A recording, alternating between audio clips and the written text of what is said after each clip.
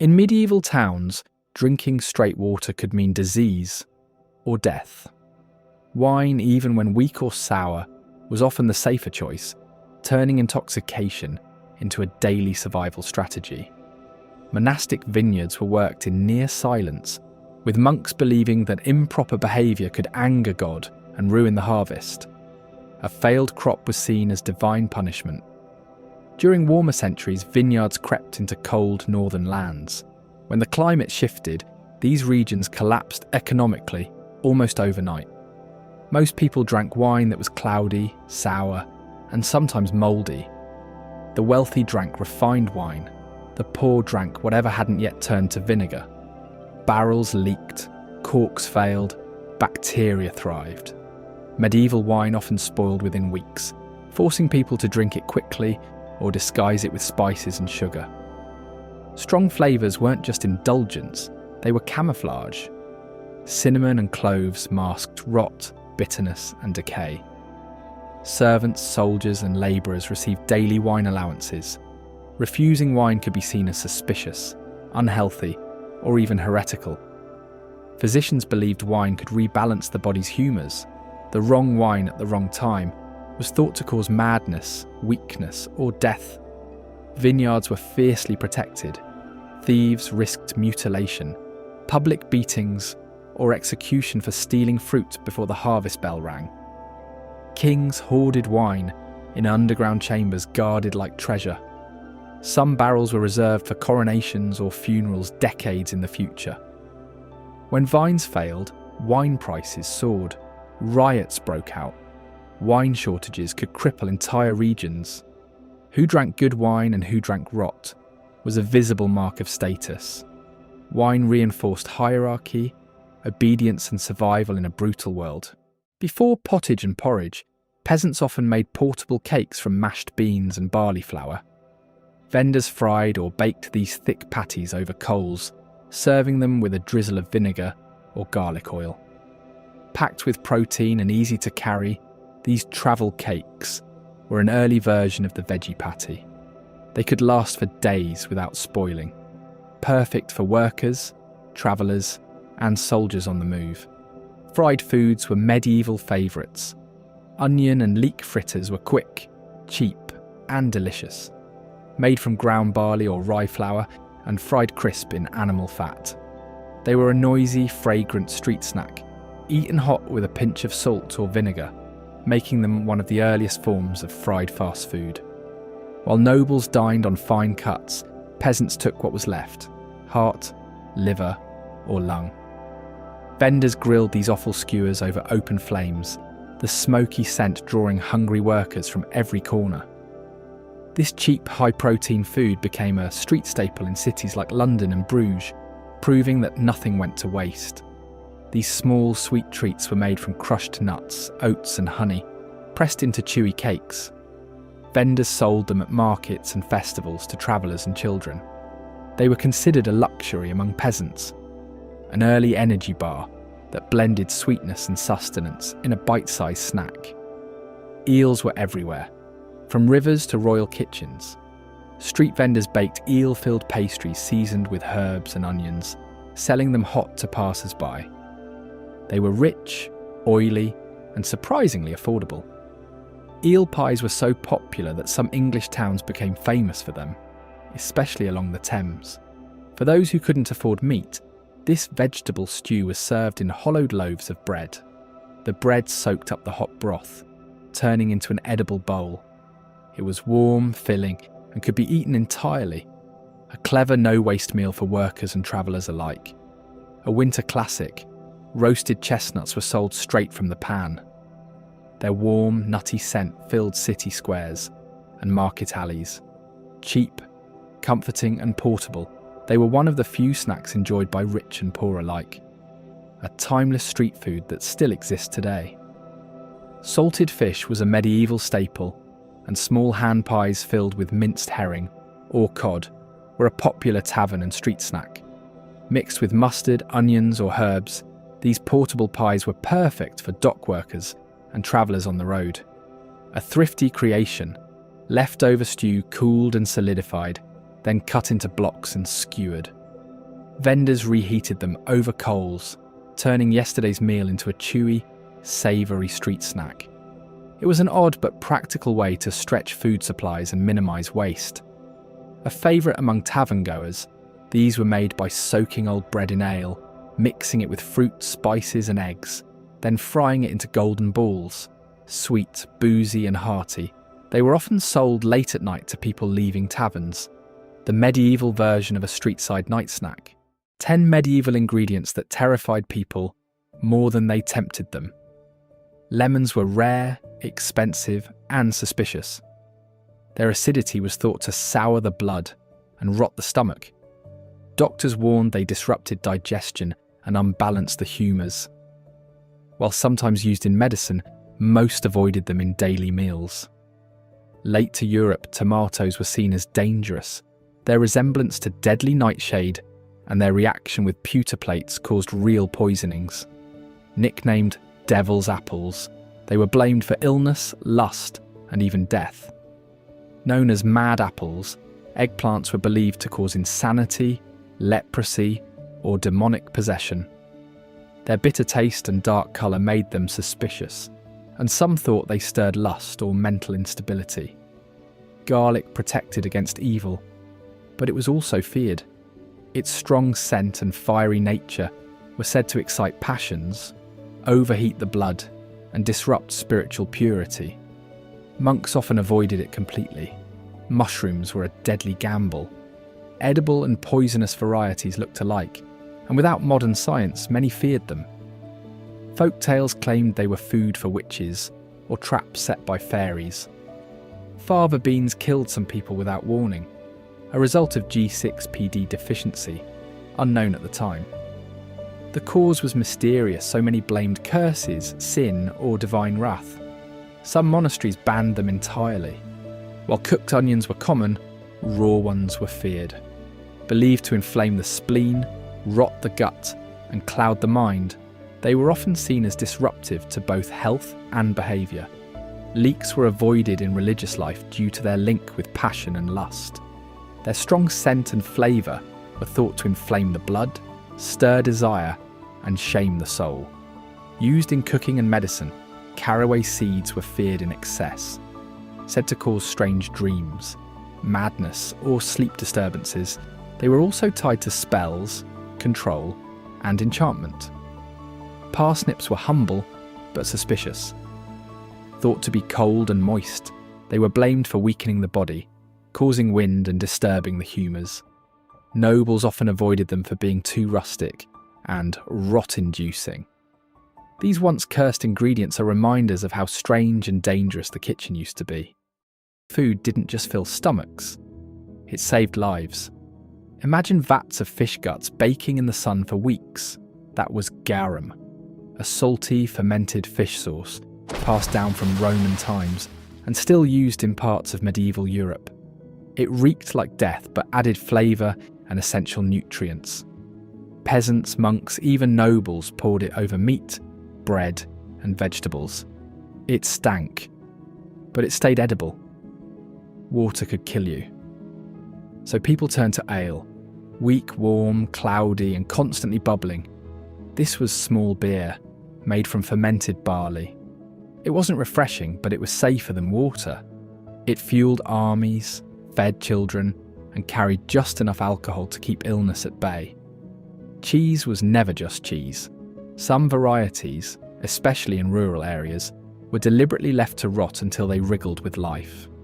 Maggots helped break down fats, giving the cheese a soft, creamy texture. Disgusting? Maybe. But in an age without fridges, it was prized.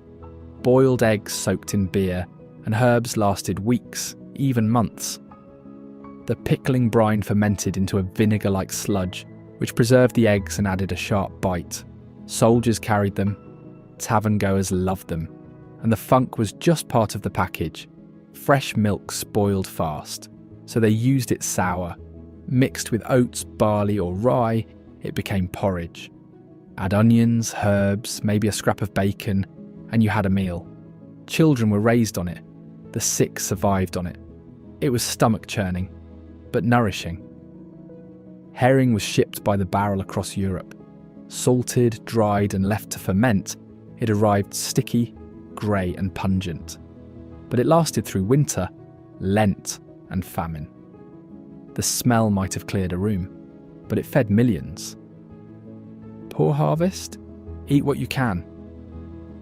Sometimes that meant mouldy rye bread, but one mould, Claviceps purpurea, caused ergot poisoning, vomiting, burning limbs, convulsions, and visions. Entire villages were struck. People thought they were cursed. In truth, they were poisoned by rot they couldn't see. Rotten apples, pears, or berries were mashed and left to ferment into vinegar. Mixed with herbs and honey, it became a drink to restore strength, settle stomachs, and even fight plague.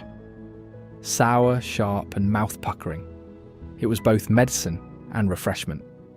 Before probiotics had a name, people drank the cloudy, sour water from pickled cabbage jars. It kept digestion going during lean months and offered rare vitamins in winter. It was essentially medieval sauerkraut juice. And yes, it smelled like death. Soft cheeses washed in ale or cider developed a wet rind that oozed and stank. One ancestor of today's stinking bishop was so foul-smelling it was banned from some churches, but it packed fat, protein, and salt into a transportable, long-lasting, nose-wilting bundle of survival. These foods may have smelled like death, but without them, many wouldn't have lived at all. Medieval cuisine wasn't just about roasted boars and trenchers of stew. It was also filled with the strange, the experimental, and sometimes the downright confusing. Green cheese referred to young, unaged cheeses, often soft, tangy, and made quickly after milking. But some were intentionally green, coloured with sage, nettles, or even spinach. The odd hue wasn't just for fun, it symbolised freshness and herbal health. This cheese didn't last long, which is why you had to eat it fast, and possibly hold your nose. Barley or oat porridge was a common peasant food, but to stretch it further and add protein, people mixed in animal blood and old ale. It sounds awful, but it provided nutrition and calories. The alcohol cooked off, but the metallic beery tang remained. This kind of bloody porridge was considered hearty enough for labourers, and sometimes even fed to the sick as medicine. With church-imposed fasts banning animal products over 150 days a year, substitutes were necessary. Enter pea milk. Boiled, mashed peas were strained into a pale, thin liquid, used like milk. It went into sauces, custards, and soups, often fooling no one. It was gritty, earthy, and definitely not creamy. It was common to find pea milk recipes in monasteries' ledgers. When flour ran short during war, siege, or famine, people turned to desperate measures. One of the strangest, fern root bread. Fern rhizomes were dug up, dried, crushed, and added to dough. The result was bitter, fibrous, and nearly inedible, but it kept people alive. In Iceland and parts of Scandinavia, this kind of survival bread was even considered safer than mouldy rye, which could cause hallucinations. Here's one to break your brain. During fasts, people still craved creamy textures, so cooks combined sweetened fish broth with eggs or almond milk, seasoned with sugar, cinnamon, and ginger. The result was fishy pudding. Royal chefs included these in lavish fast day feasts. Imagine a banquet where your dessert tastes like sweet soup with hints of trout. You won't find this one at the bakery. Toadstones, believed to be magical gems from a toad's head, were actually fossilised fish teeth. People ground them into powder and baked them into pies or tarts for protection against poison. This was so common that wealthy families had dedicated toadstone rings they'd dip in food before eating, just in case someone was trying to kill them. Think jelly made from roses, violets, or marigold sounds lovely. Now add vinegar and garlic. That's how medieval flour jelly worked. It wasn't just for sweetness, it was thought to balance the humours and improve digestion. Some flour jellies were dyed with saffron or beetroot and shaped in moulds of animals or faces, more artistic than appetising. Forget ovens. Some medieval foods were wrapped in clay and buried in coals to cook. When peeled open, the clay took off fur, feathers, or skin, leaving a perfectly steamed item beneath, be it bird, egg, or even root vegetable. This technique was surprisingly hygienic. In fact, it survived into early modern cooking, especially in rural areas. If your ale was flat and weak, why not improve it with sawdust? Brewers sometimes steeped ale in aromatic wood shavings like oak or fir, or bitter herbs like wormwood, to stretch it and add flavour, often more medicinal than tasty. Some unscrupulous sellers used it to cover up spoiled beer. Medieval authorities eventually had to regulate beer quality because of tricks like this. Egg whites were whipped, simmered, and jellied with vinegar and herbs, then moulded into fancy shapes and served cold. These weird egg jellies were dyed yellow with saffron, or red with hibiscus, and meant to impress guests. They were more about status and creativity than flavour. Sometimes they even glistened with edible gold dust. Food was a blend of scarcity, superstition and status, and that led to some truly unforgettable dishes. Forget basic bread and cheese. Medieval royalty dined like gods. From rare imports guarded like treasure to dishes so complex they required their own rituals, food was far more than fuel. It was power. It was pageantry. It was politics. Eggs weren't just breakfast. They were royal building blocks of luxury cuisine. Boiled, baked, stuffed with saffron and almond milk, or wrapped in gold leaf, eggs symbolised fertility and divine favour. Special breeds of hens were kept just for royal households. Some kitchens used over 1,000 eggs per feast, and egg-based dishes were so prestigious that they often appeared at coronations. Before cow's milk was common in noble diets, almond milk was king. Smooth, rich and shelf-stable, it was used in sauces, stews and desserts. Almond milk was so prized that kings imported almonds by the ton. During Lent, when dairy was banned, almond milk kept royal dishes rich and creamy, without violating religious rules. Aspic was edible art.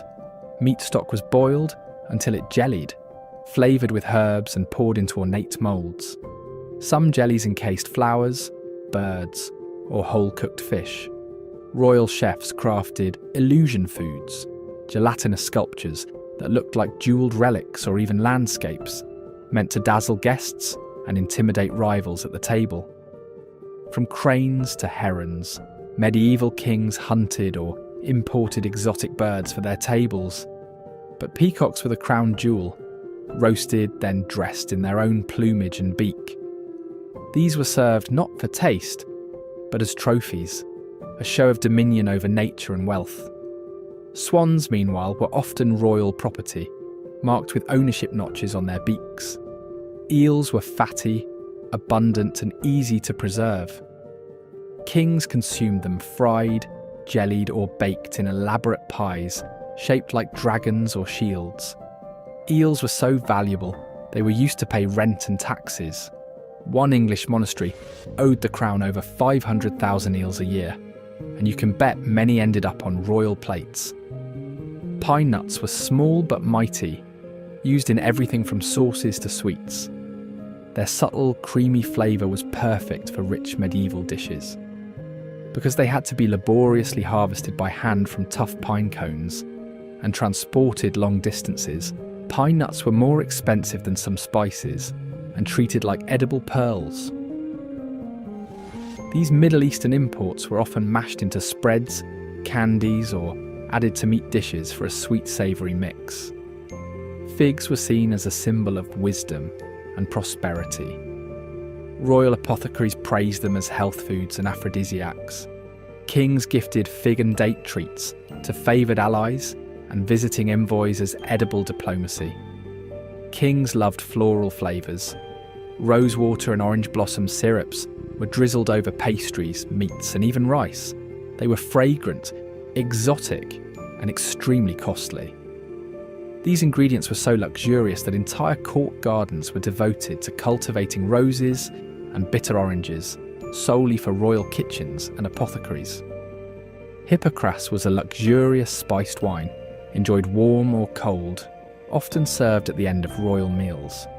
It was made by infusing red or white wine with a mixture of cinnamon, ginger, cloves, sugar, and sometimes rosewater.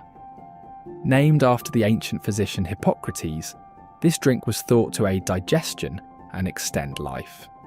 It was so revered that special Hippocras chambers existed in royal households, and the drink was typically reserved for high-ranking guests. The preparation itself was ceremonial. Wine was filtered through a Hippocrates sleeve, a cone-shaped cloth bag, and presented in silver goblets with great flair. More than candy, marzipan was edible propaganda. Shaped into animals, saints, or entire battle scenes, these almond sugar sculptures were centerpiece desserts for royal banquets. Highly skilled artisans were employed just to make marzipan art. Some pieces were painted with natural dyes and cost more than a knight's yearly salary. To eat like a king in the Middle Ages meant more than full bellies. It meant showing the world your wealth, wisdom, and power. We all know about mead and meat pies, but the medieval world had a sweet tooth too. Peri jelly was a shimmering treat made from fermented pear juice and honey, thickened into a wobbly jelly. The wealthy often spiced it with cinnamon or clove and poured it into moulds shaped like animals or shields. Peri was considered safer to drink than water, and when turned into jelly, it became both medicine and dessert. Frumenti may sound humble, but on feast days it became something magical. This sweetened wheat porridge was enriched with milk, eggs and honey, then topped with dried fruits like figs, raisins and dates. It was traditionally served at Christmas and even accompanied roasted venison during noble feasts. Comfits were the original medieval candy. Fennel, aniseed or coriander seeds were coated in layer after layer of hardened sugar.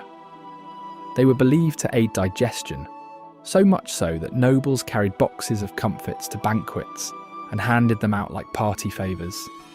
Apple mousse was thick, warm and fragrant, a sort of medieval applesauce pudding. Apples were stewed with wine, breadcrumbs and spices like cinnamon and ginger. This dessert was often used to soften stale bread, turning food waste into a sweet, elegant dish. Lèche Lombard was a sliceable custard made from almond milk, honey, and exotic spices like mace and saffron. It looked like fudge but tasted like a warm, nutty pudding.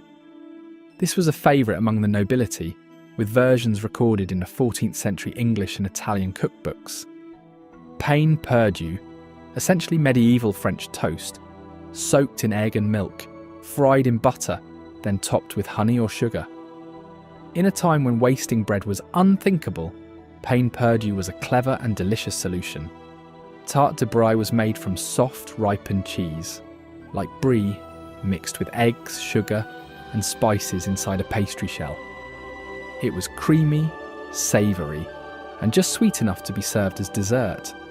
It blurs the line between sweet and savoury, much like modern cheesecake. A fleeting spring delight. Elderflower fritters were made by dipping whole blossoms in batter and frying them crisp. Once cooked, they were dusted with sugar or drizzled with honey. Elderflowers bloom for only a short time, so these fritters were a rare seasonal treat, often linked to fertility rituals. Sucket was the medieval answer to fruit candy. Fruits and peels were boiled in sugar syrup, with spices, creating sticky, spiced jewels served in ornate bowls. Suckets were served with special silver sucket forks, early utensils for sweets. Charisai, or cherry eyes, was a rich pudding made from cherries, wine, honey and rice flour. The result was thick, smooth and deeply flavourful. Medieval cooks believed red fruits promoted good health and balanced the humours of the body. Wafers were thin, crispy cakes often eaten with warm spiced wine or fruit syrups. They were a treat for special occasions like weddings or church feasts. They were sometimes printed with religious or noble insignias, a medieval take on edible branding. Doucettes were luxurious egg custards sweetened with honey and perfumed with rosewater or saffron. Baked gently, they had a smooth, almost silky texture. The name comes from the Old French doucet, meaning little sweet thing, and it was often served at the end of high feasts. Medlar is the medieval fruit that needed to rot before it could be eaten. Sounds gross? Actually, it's a process called bletting, where the fruit softens and sweetens after harvesting. Once bletted, it has the texture of applesauce and a flavour often compared to spiced dates or baked apples. Shakespeare called it open-arse fruit because, well, take a look. Medlars were a delicacy in Tudor England and often featured in pies and preserves. They also symbolised decay and time, making appearances in poetry and art. Looking like a lumpy apple and smelling like perfume, the quince was once more popular than apples themselves. Too tough and sour to eat raw, quinces were cooked into jellies and pastes like membrillo, still loved in Spain today. In medieval Europe, quince was also prized for its medicinal properties. It was believed to aid digestion, sweeten breath, and even strengthen the heart. Also known as juneberries, these small blue-purple fruits taste like a mix of blueberries and almonds. They were often foraged by villagers and baked into rustic tarts. Their name may come from Appalachian funerals. Service berries bloomed when the ground thawed enough to hold burial services.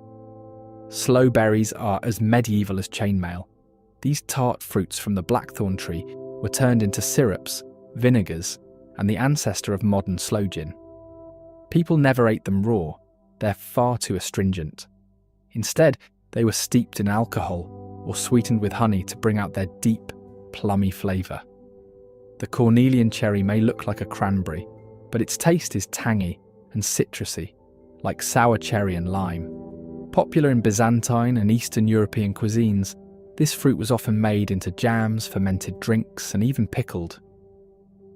Romans loved it too. Legions carried the tough wood for spears and the fruit for energy. Mulberries were so beloved in the Middle Ages, some monasteries cultivated them for their sweet juice and for silkworms, which feed exclusively on mulberry leaves.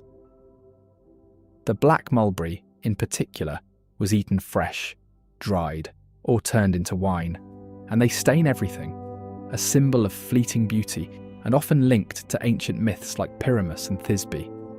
Tiny, tangy, and electric red, barberries were prized for their zing. Used in medieval sauces and syrups, they also served medicinal purposes, especially for fevers. Though banned in some areas due to a link to wheat diseases, they remained popular in kitchens and gardens until forgotten by modern diets. Damsons are the dark horse of the plum family. Tart and tannic, they were perfect for stewing with meat, making jams and even flavouring ale. The name may trace back to Damascus, suggesting a long journey from the Middle East to the English orchard. Yes, jujubes are real fruit, not just chewy candy. Known as the Chinese date, they were brought to Europe via the Silk Road. Dried, they're chewy and date-like. Fresh, they're crisp and apple-like. Medieval herbalists valued them for calming the nerves and aiding sleep. The strawberry tree, or Arbutus unidu, was said to be eaten once because the taste was forgettable. But these fruits were fermented into wines and liqueurs by monks and foragers. It's one of the few fruits that ripens in autumn and blooms at the same time, making it a symbol of rebirth and duality. Rowan berries were more than food, they were magic. Medieval people believed the tree protected against witches and evil spirits. When cooked, the bitter berries made excellent jelly, often paired with game meats. In hard times, they were dried and ground into flour substitutes. Also called the wild service tree, this fruit tastes like dates and malt after bletting. Checker fruits were fermented into a kind of rustic cider or ale, and inns named the Checkers across Britain reference this very tree. They were so culturally tied to drinking that they lent their name to the Chancellor's residence, Chequers. And though many faded from our tables, they still grow in hedgerows and old gardens, waiting for curious minds to rediscover their taste. We've all heard of medieval meat pies and mead, but what about the vegetables that filled the tables of castles, monasteries, and peasant homes? Today we're looking into history to unearth 12 forgotten vegetables of the medieval world. Some were culinary staples, others medicinal marvels. All are rare in modern kitchens. Skirret, funny name, serious flavour. This sweet white root, with its mild taste reminiscent of carrot and parsnip, was a favourite in medieval kitchens. The name skirret comes from the Dutch suikerwortel, or sugar root, a nod to its natural sweetness. Boiled, roasted, or even fried in batter, skirret was considered a delicacy of the elite. Charlemagne reportedly demanded it in his royal gardens. It's a perennial too, meaning once planted, it fed people for years.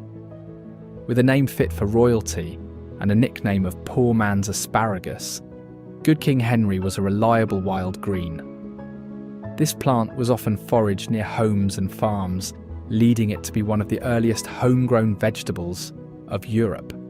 Its young shoots were eaten like asparagus, while the mature leaves were cooked like spinach. Before celery ruled the kitchen, there was Alexander's. Grown by Romans and passed on through the medieval period, this bold, peppery herb flavoured everything from soups to salted fish. It was so popular that it was often planted along monastery walls, and nearly every part is edible: root, leaf, stem, and flower. Recognise the name rampion. You might know it as Rapunzel. Yes, that Rapunzel. In the fairy tale, her mother craved this plant so badly, she risked everything. That's because rampion's root is nutty and tender, and its leaves can be eaten raw or cooked. It was such a valuable salad plant that theft from noble gardens was not uncommon. Don't let the appearance fool you. Scortonera, also known as black salsify, has a creamy oyster-like flavour when cooked. Its name means viper's herb in Spanish, due to its supposed ability to treat snake bites. Once considered a cure for the plague, it was a prized root in both culinary and apothecary gardens. Blanched and buried in sand, sea kale shoots were a coastal treasure. This seaside vegetable was a staple in monastic gardens, especially in the British Isles. In Victorian times, it made a comeback and was considered a gourmet delicacy in Britain. What if you could eat your parsley from the bottom up? Parsley root is a forgotten cousin of the common herb, cultivated for its white, aromatic root. Used in broths, stews, and even sweet dishes, it had a parsley meets carrot flavour. Medieval cooks favoured it over carrots, in regions where orange carrots had yet to dominate the field. While we still eat turnips, the greens often go to waste, but in the medieval world, they were essential. Boiled, pickled, or sautéed with vinegar and spices, turnip tops were rich in nutrients and flavour. Turnip greens were so valued that crop rotation systems were designed in part to ensure their steady supply. Strong, savoury, and celery-like, lovage was the medieval MSG. Used to flavour broths, meats, and sauces, it was also brewed into teas and digestive tonics. Monks planted it widely for both food and medicine. Think lettuce is just for salads? Meet cheltus, a variety grown for its crunchy, juicy stem. It was often peeled and stir-fried, and its mild, nutty flavour made it popular in Asia and parts of southern Europe. Though cheltus faded from European fields, it's still popular in Chinese cuisine today. With a taste like sweet chestnuts and parsnip, chervil root was a prized winter food. It was slow to grow but stored well, ideal for lean months in medieval climates. This root was so delicate in flavour that nobles reserved it for fine stews and feast day dishes. We still use the root to spice up our roasts, but in medieval times, horseradish leaves were just as important. Their peppery bite added kick to meat pies, sausages, and fresh salads. Beyond food, horseradish was thought to cure everything from scurvy to snake bites. Truly a hot commodity, from castle banquets to peasant stews, these vegetables once fed medieval Europe with flavour, variety, and vital nutrients.